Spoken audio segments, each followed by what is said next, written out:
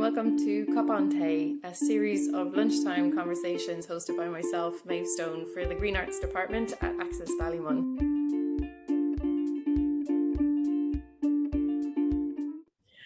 So what do you do?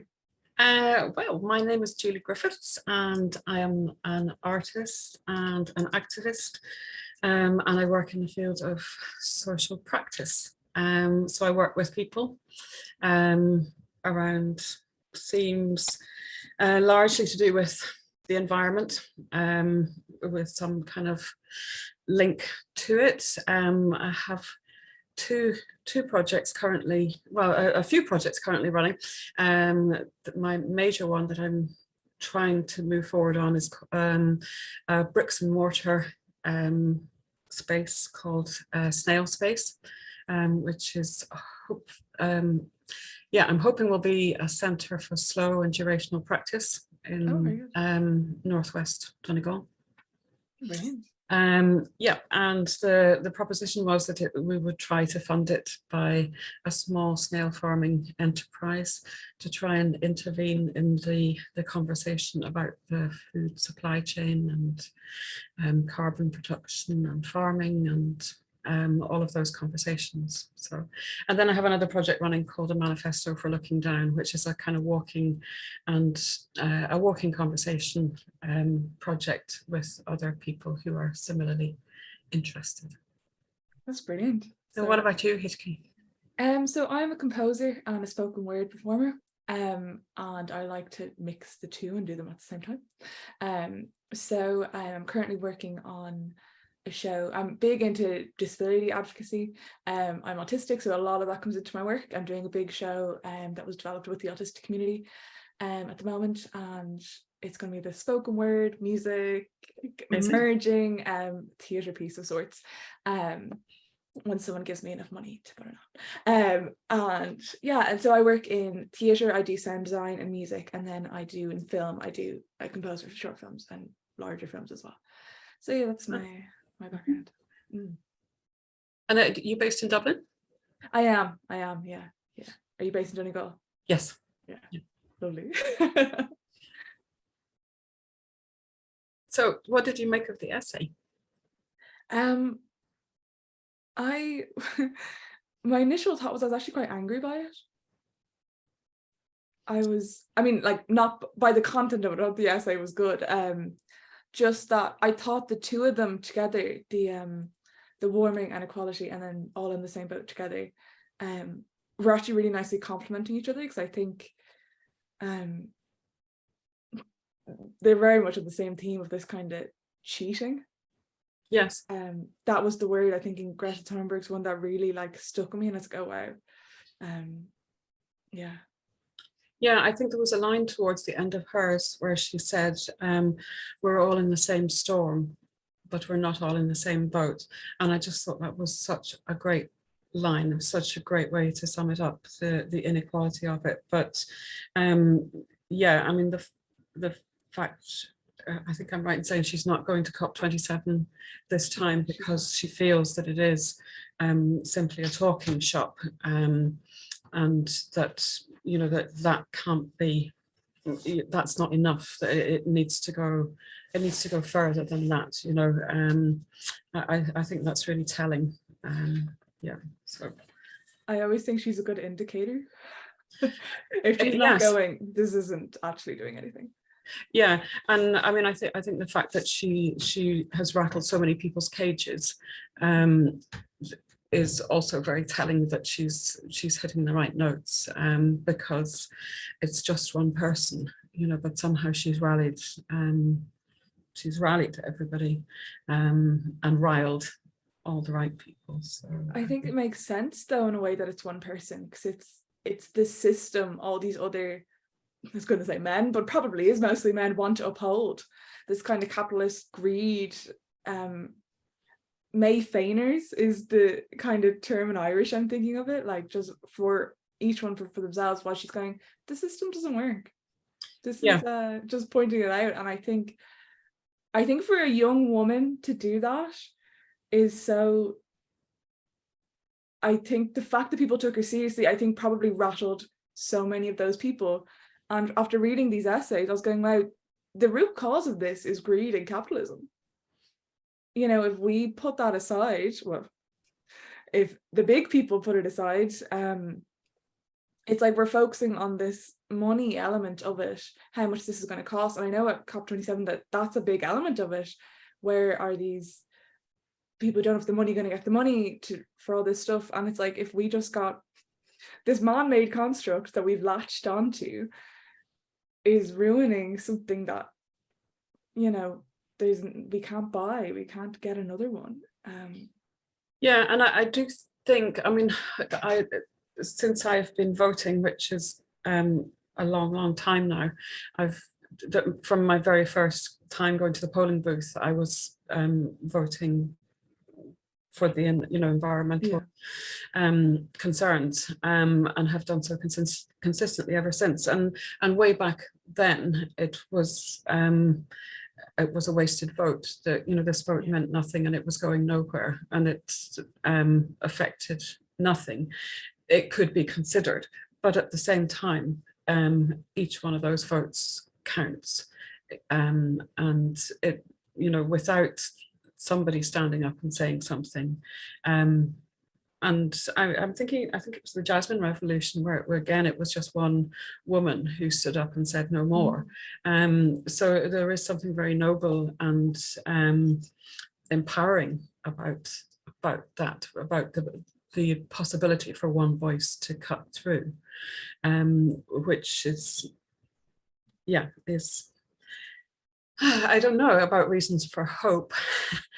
Might be putting it a bit too much. I mean, I think we're at quite a critical, well, we've been in a critical moment for a long time, but I think with the war in Ukraine, it's really focusing people's minds on other sources of energy supply. And I think that governments have been lagging populations for a long time, that populations have been willing, but just not able to afford new technologies, and had governments invested in a way that made them accessible and affordable, a lot more people would already be on board with it. But it's certainly becoming much more of a viable option as prices rise of fossil fuels. So it might be some small positive to take from a disastrous situation, and it might. I'm hoping that it will expedite the turn towards renewables. Yeah, absolutely. It's funny because when I talk to my parents about this, they wouldn't be massive. Not that they're not environmentally conscious, but they're not. And it was funny, it's now they won't turn the heating on because they're like, oh, well, then Putin gets our money. And it's funny, that's something that's clicked with them, and that's resonated with them more. And yeah, the environment's dying, like, and it's, well, okay, like, I guess if we could, it's like we almost have to spin this capitalist narrative to convince people, oh, we can't help the bad guys, when it's actually, well, we're also being bad guys by, contributing to this. So it's interesting how you're saying that a good thing is coming from that, even if it's unintentionally, it's benefiting in a kind of unintentional way. Yeah. I mean, I hesitate to say it because it's such a horrific set of circumstances, so, and I think we live in such populist times where people are looking for simple answers to very complex problems, and so to reduce it to that somehow we'll all switch because of this moment, I think is naive, and but I think the COVID lockdown was very interesting in terms of what it is possible to do through policy and rigorous enforcement. And I have I'm working with an artist who lives in Scotland. She does some shadow curating with me, and her her belief is that, you know, that it's going to take something as radical as that to cause the schism in the way that we're living, and, you know, turning us towards a different way of being. But I just don't know. I mean, there was the COVID thing depressed me in a way, how very much people were not for the common good, but much more about individual freedoms, and that I found that depressing. Yeah, and it's interesting, like, we have just had a major thing, you know, that we have to come together to do this, and it's like, okay, maybe we all came together for a month, you know, and then it was so divided. And it's funny, even now, I know very strongly in the disability community, you know, COVID's not over, people can't go places, and, you know, suddenly it's like, well, we want to get back to how it was, and it's like, actually, we were going in a good direction. This was suiting a lot of people. Yeah. And it's suddenly the majority went, actually, well, our economy needs us to go back. And it's like, wow, it's really all this one thing that is against, I mean, it's very interesting how we met an existential crisis, and I don't know. I don't know if I believe that that we learned very much from it, unfortunately, and even within my own life, you know, I have become so ridiculously busy post-COVID that it's very hard to sort of hold back, you know, that onslaught of must do, must be, must go, you know, that I think had become the norm before, but when we stepped off that treadmill, we didn't necessarily have to step back onto it again, and we kind of have. So in terms of sort of swinging that back round to the essay and how we might interrupt the system.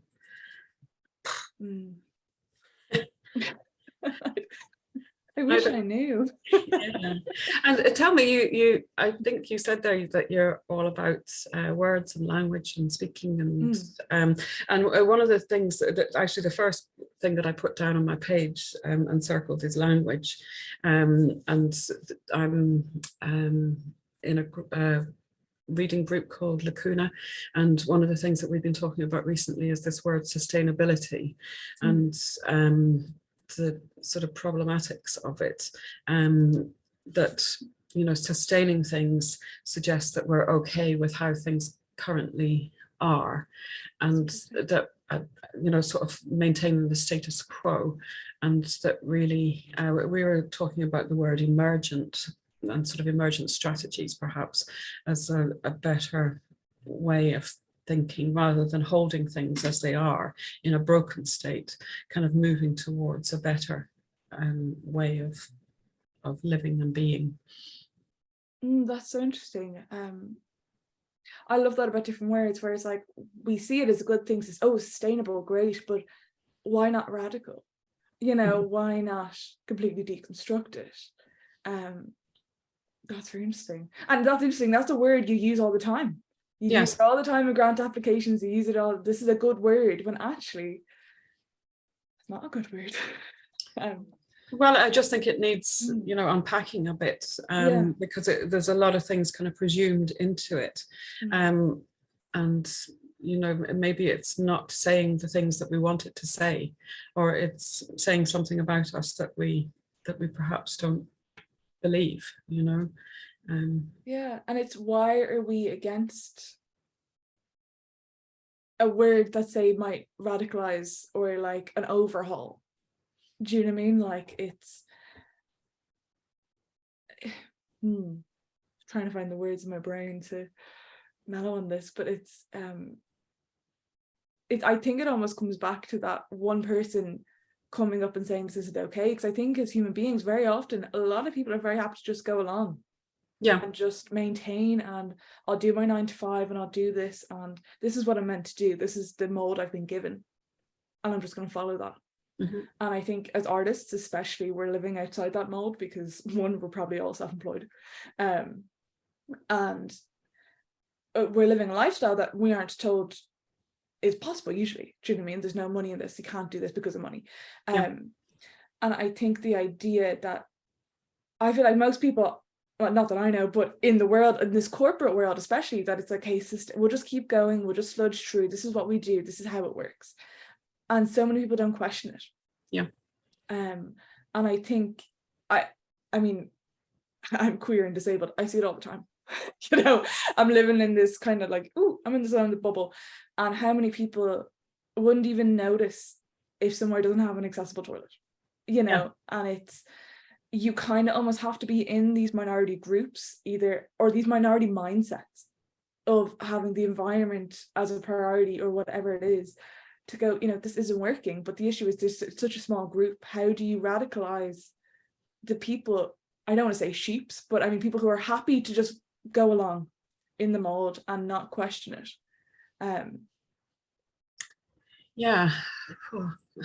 Yeah, I'm not asking you, but just one, you know, it's just a thing I mean, it's a huge responsibility, I think, for a minority to take on the majority, to just even to critique the majority, to say, are you sure? Is it, you know, is there not another way? You know, could it be something else? And I did the art and politics module with Back Basis in Utrecht, and one of their kind of lines that they use is to imagine another world and live it as if it were possible. And so that is kind of what I'm trying to do, because I kind of think it's not really possible within the scope of, you know, where I live and my life's restraints. It's not possible for me to find a soapbox to stand on, and all I can do is live this other life as if, and demonstrate that perhaps it is possible, and I'm falling short and failing in all kinds of ways, but I'm just trying to tackle it with the toolbox that I have.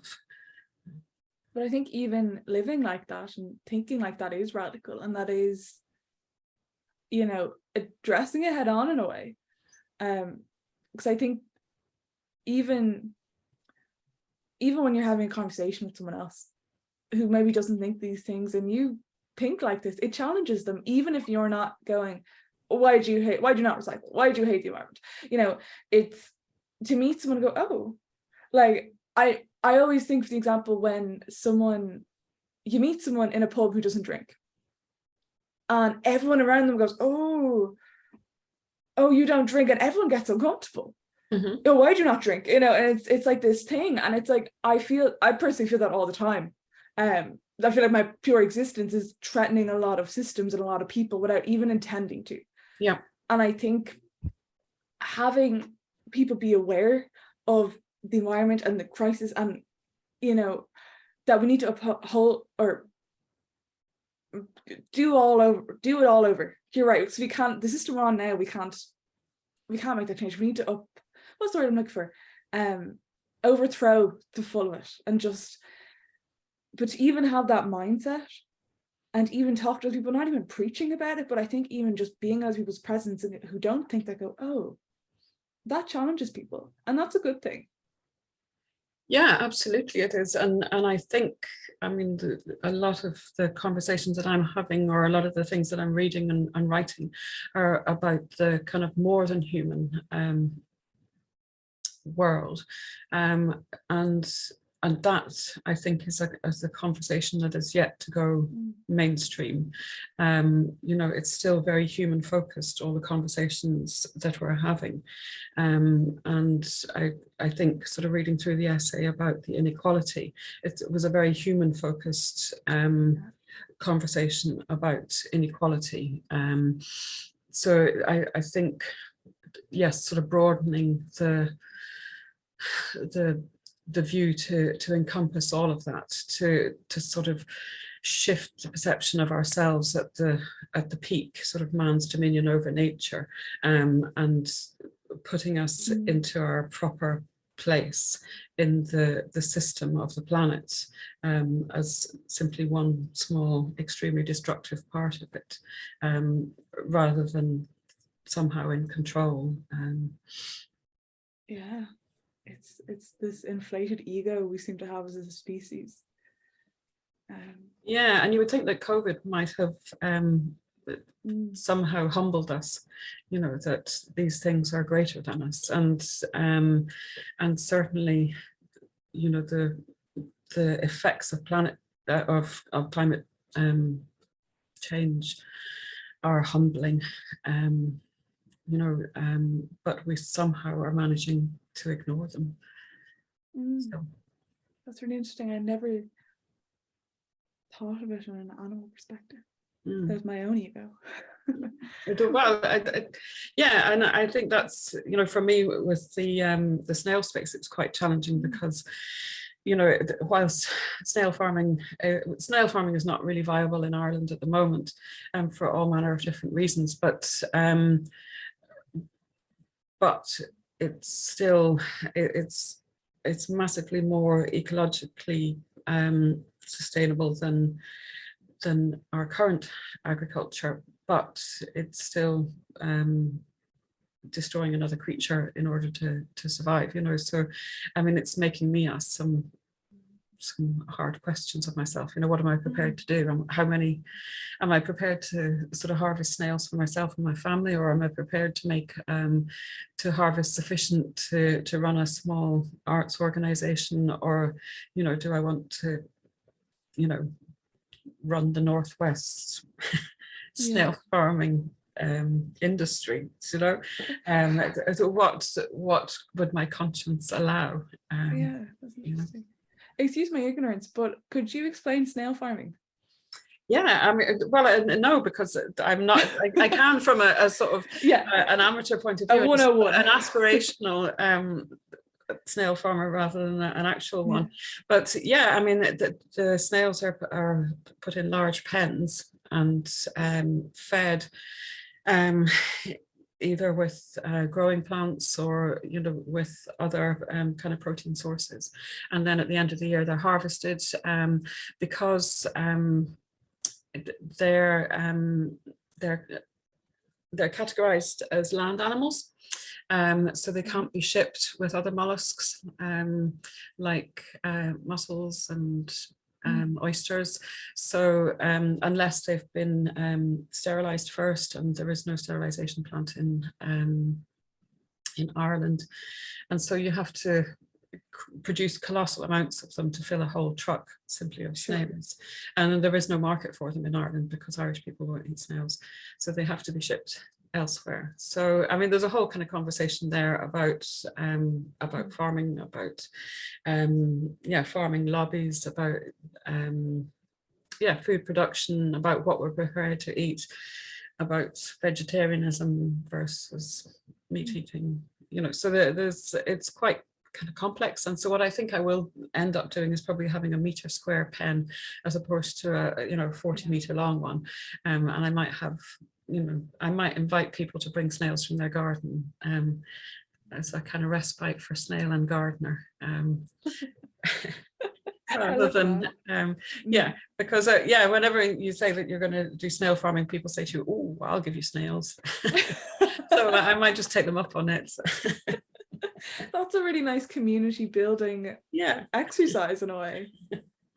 Yeah, but I mean, the other thing that raises, and that was something that came from the essays from me about that, you know, the essay went towards migration, but it didn't get there, and residency and migration is super interesting or important in the work as well, because there is residency space within the snail space, and I had intended that would be kind of the latter end of the project, but actually it's driving the project at the moment because of the housing crisis in Ireland, and because of the influx of people seeking refuge and asylum, and so, you know, I think that is the other thing that wasn't touched on in the essays that I was I was waiting for it to get to there, because it is such a live subject at the moment, everywhere.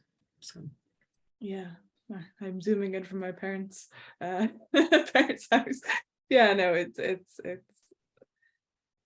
yeah. Yeah. No, the notion of the artist residency, it's a very privileged position in a way, that an artist should be able to go and and stay somewhere in order to practice, when there are people struggling to find places to live. So the original intention was to perhaps mix the space between refugees and artists, to see what kind of conversations would go on there. But we're still kind of figuring out how to stop the chimney leaking and